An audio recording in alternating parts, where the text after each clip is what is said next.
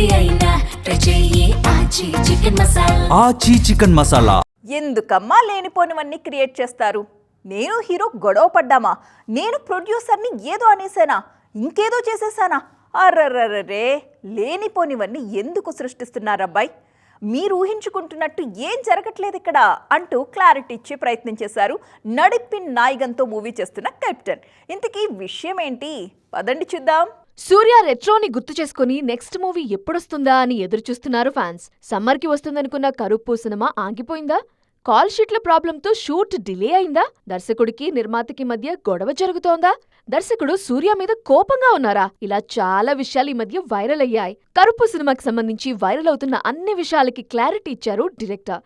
అందరూ అనుకుంటున్నట్టు ఈ మూవీ ఏప్రిల్ 10న రిలీజ్ కావట్లేదన్నారు. 2 ఏళ్లుగా తాను ఈ ప్రాజెక్టు మీదే ఉన్నట్లు చెప్పారు.